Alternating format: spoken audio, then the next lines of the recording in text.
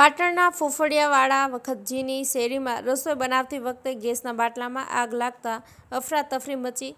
મહોલ્લાના સાંકડા રસ્તાઓમાં fire fighter આવી ન શકતા રહીશોએ પાણીનો મારો ચલાવી આગને કાબૂમાં લીધી.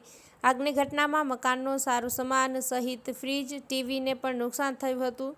પાટણના ફોફડિયાવાળો વખતજીની શેરીમાં રહેતા પ્રજાપતિ રમીલાબેન રમેશભાઈ પોતાના ઘરમાં રસોઈ બનાવતા હતા. તે વખતે અચાનક ગેસના બાટલામાં આગ લાગતા અને આગે વિકરાળ સ્વરૂપ ધારણ કરતા અફરાતફરી મચી જવા પામી હતી.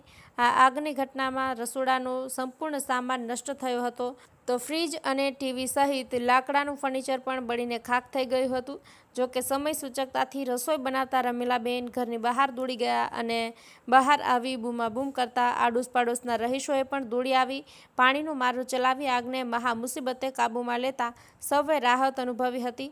પ્રાથમિક તપાસમાં આ આગમાં લગભગ ઘર માલિકને અંદાજિત ₹70,000 થી ₹80,000નું નુકસાન થયું હોવાનું જાણવા મળ્યું છે.